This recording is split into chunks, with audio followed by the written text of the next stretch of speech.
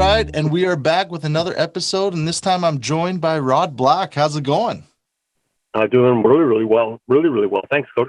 Awesome. All right. So for those who don't know, tell us a little bit about who you are and where you come from. Well, a bit of a gypsy, and it'll make sense when I tell you. So I grew up in a rodeo family. My dad was an outrider, chuck wagon racing. My grandma, my grandpa, barrel racing. My dad broke horses. The rodeo family. So we traveled around a lot. Wherever the circuit went, we went.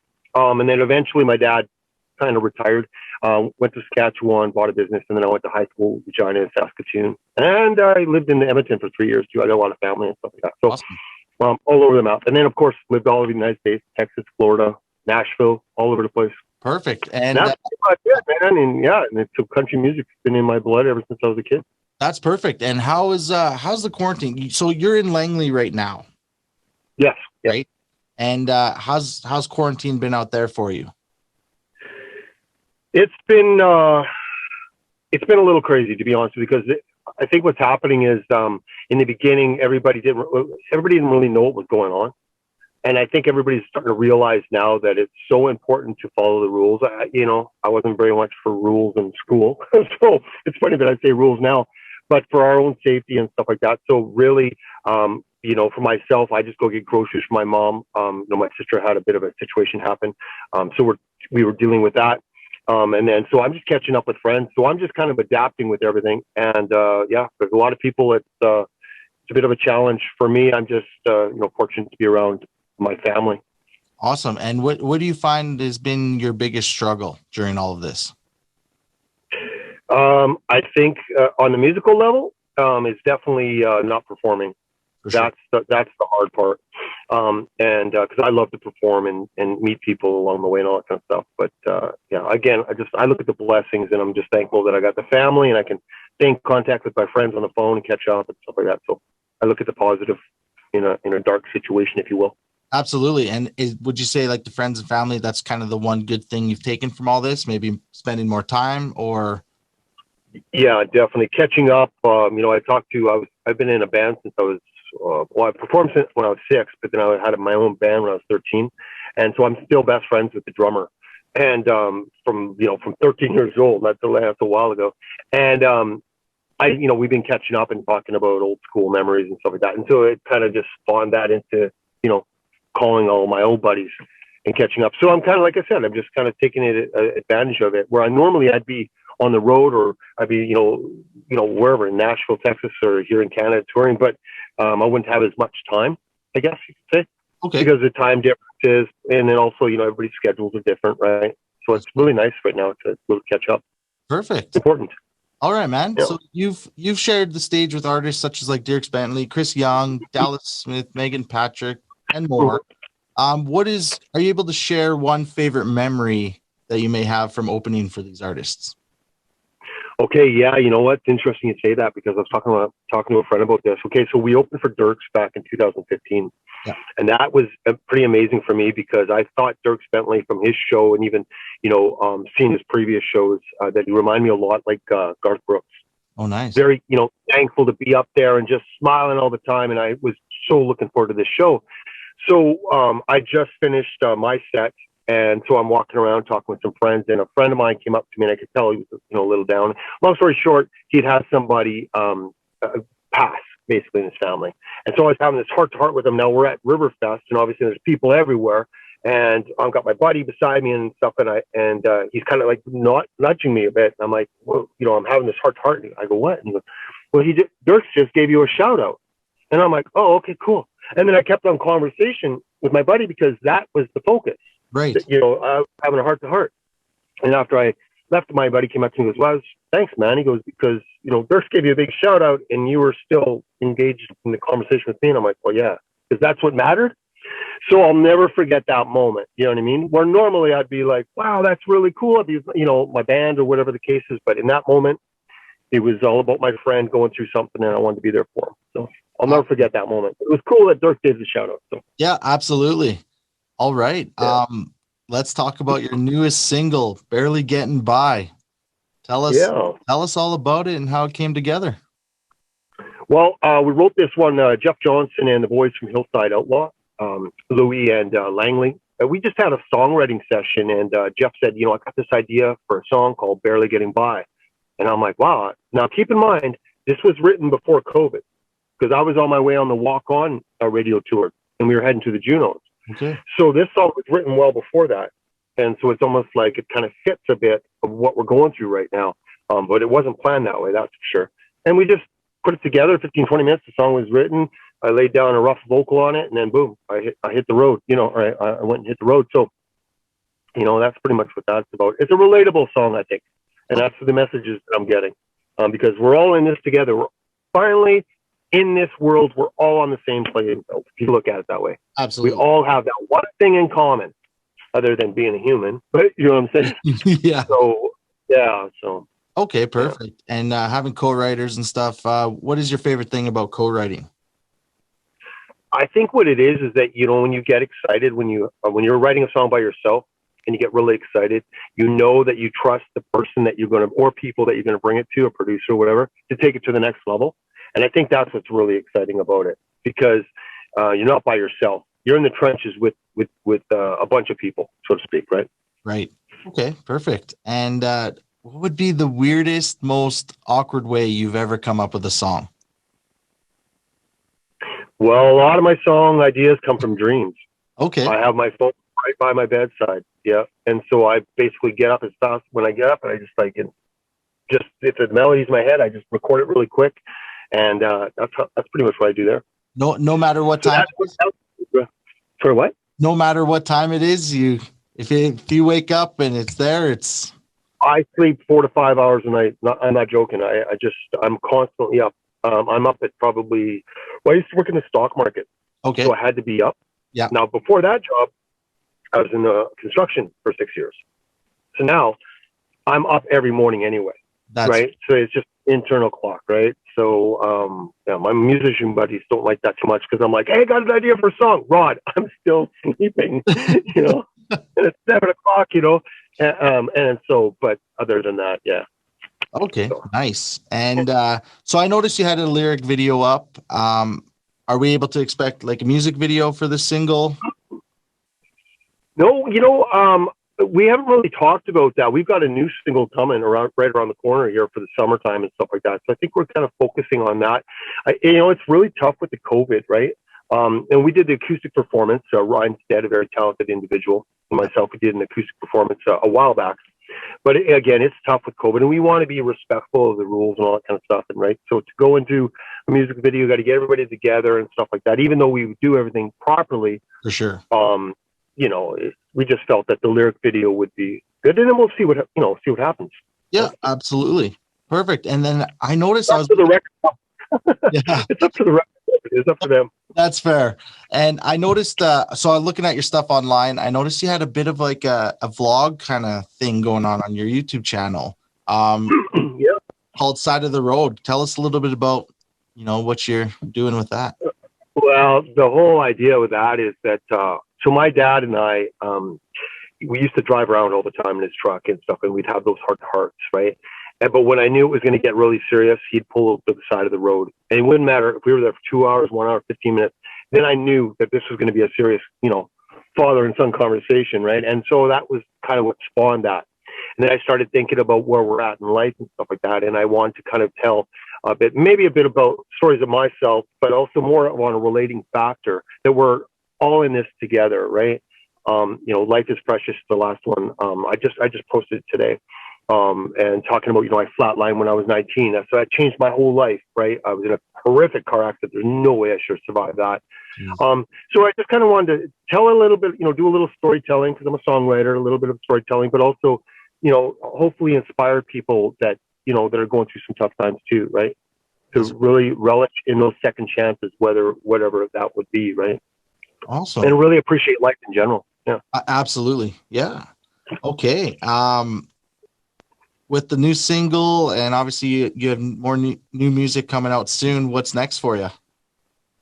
Well, right now we're getting ready for the next single. It's the summertime one, so we're pretty excited about this. And this was written around the same time Barely Getting By was getting written too, which is kind of funny. So it's good to see these songs coming out. Yes. And then depending on what happens with, the restrictions and all that kind of stuff, hopefully get in a couple shows before, because I know 2022 is where everybody's kind of gearing towards. Yes. For the show. So we're hoping a couple shows and get a couple ones, and then, and keep it going and see what we can do. Right. I just want to put out music right now. That's right. That's fair. And be safe doing it, right? And be safe doing it. That's right. Yeah. And so if restrictions don't really change, are you going to hop on, do more lives? What's your plan with that kind of stuff? Yeah, we've been talking about that, especially with the new single Lake Town coming down the pipeline. Probably I'll get back together with Stead and we'll just kind of go down by the lake and kind of maybe doing a performance that way, right? As much as I love performing with a full band, I just want to be, and you have to respect everybody's schedules as well too, right? Sure. And me, like I said, I had a thing happen with my sister, so I've got to be very careful, right? Especially with COVID and all that kind of stuff, right? And so we don't want to see her go back in the hospital. So, I'm trying to be the big brother and also be the son and, be there for my mom and all that kind of stuff. So really, it'll be probably just me and someone else for myself and the acoustic guitar. But okay, we'll see. Awesome. But that's the plan anyway, but things can change, right? Because we don't know, every day's a gift and we don't know what tomorrow brings. Yeah, where everyone's kind of just going with the flow at this point. Yeah. How are you holding up? Not too bad. I'm trying to keep busy. I mean, I do have a full-time job aside from this stuff. So that kind of keeps me busy a lot. And when it comes to the video and interviews, like you say, we take the restrictions into effect. And, if we have to wear masks in certain areas, we always follow that. But got to be respectful too, right? We have to be respectful too, right? We all have our, agendas and not agendas, but things that we want to get on in life and all that kind of stuff like that. But we also have to be respectful too. That's right. And everybody's in the same boat right now. So it's not like it's woe is me. It's everybody's in the same boat. That's right. And everyone thinks differently about it. So I agree with the respect thing. I guess that's kind of what I was getting at, right? Yeah. You know what I mean? It's everybody's got there. And I know that I just want to make sure that my family's taken care of and protected. And I'm doing everything I possibly can as an individual. That's right. Follow the guy. Yeah. Awesome. All right, man. So for people who do not know, tell everyone where they can find you on social media. If you go to rodblackcountry.com, that's pretty much everything there. All our socials are Rod Black Music. So you can go on the Facebook, on the Instagram, and all that kind of stuff. And then, of course, the side of the road, I've got that on our Rod Black Music. It's subscribed to our YouTube channel and all that kind of stuff. Awesome. And our music video. We got a new lyric video dropping next week for Lake Town, so we're pretty excited about that one. Love it. Because we're getting some nice warm weather, and you guys are getting warm weather too. We are. We had a couple nice days, and then it's going to be cold for this week, and then I think we're back to normal. Yeah, I know it's been a week, and now we're this weekend, and now the weekend you think it would be sunny. No, it's going to be raining. Yep. But you know what? It's like I said, we just take it one day at a time. But we got a bit of time here. Yeah, okay, we're going to talk some hockey. Okay, I'm in. Do it. Hockey. Okay, I'm not hearing much about Cassian. Is he down, or is he down for a couple of weeks, or is he down for the playoffs? Because I'm hearing different things. That's a good question. I actually don't know. We need to know this because he is a major factor that we need, and I hope they keep Neil. I hope they do. Yeah. And I am very, very impressed. Very impressed with Jesse Pulviardi. Yeah, that's it. Got it. Yeah. It's hard off the tongue, but man, am I impressed with that guy. You know what? I'm not gonna lie. I used to not be a huge fan of him, but he keeps proving me wrong. He's impressive, and I'm telling you, Draisaitl. Who does he remind you of? Messier, a young Messier. Yeah. And he's bringing in, and I noticed this. He's bringing this out in McDavid. That's McDavid right. never used to be so feisty, and he is out there. That Montreal little series there, that was impressive. I think we lost it on the last one, but yeah. What you got to show that though. You got to show that, hey man, I'm not going to put up with this. That's right. I'm going to fight back. Well, right? And that's what Oilers were like back in the day. The dynasties, they were always still a tough team. Yep. Talented, but very tough, right? Well, now I think they might have a little bit of a shot this year, finally. So I think they do. I think they see some light there, and they're gonna push for it. I think Smithy is going to surprise a lot of people. I think so. I've always He liked. didn't have a good run last year, and I think that really bothered him. And then, of course, he got injured. And then, I mean, he's on fire. Like, he's 39 years old? Like, Something like holy that, cow. Yeah. He just turned 39. That's impressive. That's And the right. conditioning. So I'm pretty excited. I'm pretty hopeful. Yeah. You know, we're building. There's a team being built here.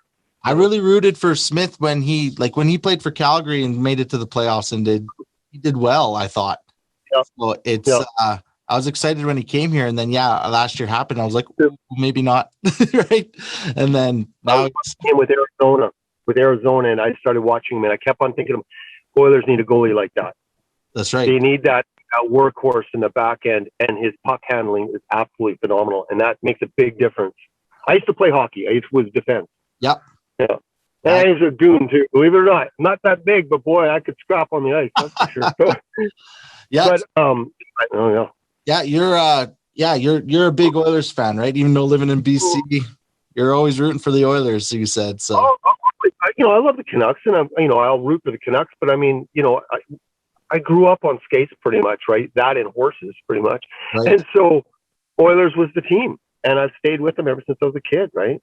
You don't jump from, So how come you chose the Oilers as your favorite team? Oh, it was an instant thing. When I was a kid, I remember it was one of the first games I played, and that's what it was. It was rec hockey, and of course everybody had different kind of jerseys and all that kind of stuff, and you're just out there basically pond hockey in a sense, right? Sure, yeah. And I saw the Oilers jersey, and I was young, and I saw that, and I'm like, "Ooh, I like that jersey. That's really cool." And then I started, Gretzky, and then all of a sudden the Messies. You start getting older, and you start really following these guys and seeing the hard work. That was how our family was, tough cowboys and all that stuff, and dad breaking horses and falling off a horse and getting back up. And I was like, I'm going to root for a hockey team that's like that. Yeah. And that's what I felt the Oilers were like that. They're workhorses. They've always been like that. That's right. Yeah, I've always. And Edmonton's got that reputation anyway. That's right. Very blue collar, and I respect that because that's what I grew up in, right? So. Right. Yeah, I've always cheered for the home team. I know back in 2001, I cheered for the Colorado Avalanche because it was Ray Burke's last season. So I cheered for them. They won the cup, and I enjoyed Joe Sakic, Peter Forsberg. Of course. All that crew. And then they won the cup. So, of course, I jumped on that jumped on that a little bit. And then they all retired and all left. So I was like, back to the home team. Yeah, and then I'm a big Sutter fan, right? So, of course, when Daryl went over to LA, I'm like, I started watching LA a lot. That's, and Brown, I'm just like, I hope they keep that guy.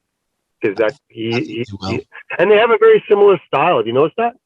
Yeah. The Oilers in Edmonton, they just have a very grit and just down in the trenches kind of, and I guess that'd be my second team for sure.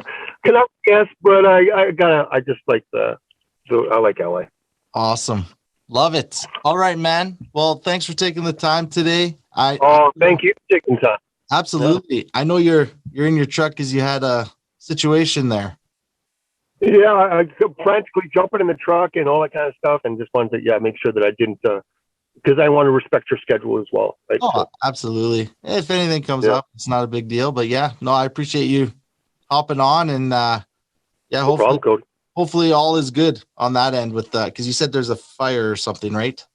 Yeah, well, there was a huge fire of a bunch of complexes, and of course, in that perimeter, and all the internet was knocked down and stuff. So all the Shaw trucks were driving around trying to fix everything up, right? And so, especially it's even tougher now with COVID, right? Because everybody's not really leaving their places. That's right. So we'll see what happens. Yeah. Okay. But you're coming to the show when it's time to play. We'll be coming through for sure. We'll be coming through the prairies, and I love Edmonton. So. Oh, perfect. I'll be there 100%. Hey, did you know one thing on the Oilers? Did you know? Because you're going to the games. Do you remember a song called "Ready to Roll"? Yes. It's like fast lane through a hurricane, open road, and I'm ready to roll. Yes. Do you remember that? Yeah. That's my band. That's Jet Black Stare. Oh, Yeah. man. Okay. Yeah. So Nice. gotta share that story. I gotta share that story. Okay. So when I was with Island Records back in the day, I was with Island from probably 2007, 2010. And so I toured all the United States. But it was a country rock band, actually, Jet Black Stare. So anybody that looks this up will be like, wait a minute, how did it got heavier because we were working with the Nickelback camp. We had Daniel Adair on drums and all that kind of stuff. Like, we had a really good team, Chief managing and stuff. But when we got the call, I mean, I was excited about the record deal, but there was something that happened on the same day. My dad told me he was really sick, and that's an emotional thing, so I'm going to go there right now. But what happened was, shortly after that, we found out that Ready to Roll got picked up on the playlist. Now, I lived in Regina and went to see the Pats all the time. And I always remember Journey would come on or whatever, that playlist that doesn't change. And I'm like, one day, I don't care about record deals. I don't care about touring the world. I don't care. I just want to see one of my songs on that playlist. And even if it's just WHL, I'd be happy. Yep. And so the Oilers used to skate onto that song. Detroit, if they would have won the cup, it was looking like we're supposed to go to Detroit to play because 2009, it was on the big, their big memorial thing that Detroit had. Right. For 40 years or whatever. And then that was Ready to Roll. We had that Super Bowl, played it for 2009, 2010 as a theme song. Crazy. Yeah. That's insane. So it's kind of funny. Yeah, that's my old band, Jet Black Stare. Yeah. So the Oilers, we have a good, and Rob Brown, I hung out with him, and, Brett Sutter and stuff like that for his birthday, and Brent. So, it's like there's a ties to the Oilers, and I'll never leave this team. I'll never leave this team. I don't care what I believe in it, and I love the city of Edmonton. I lived there for 3 years, right across from the West Edmonton Mall. I'm just over in that area now. This Codi Hospital, those two towers. Yeah, that's where I used to live. That's crazy. Yeah, dude. That's awesome, man. That's good great. Memories in Edmonton, just good people, and I just love that city. I love that city.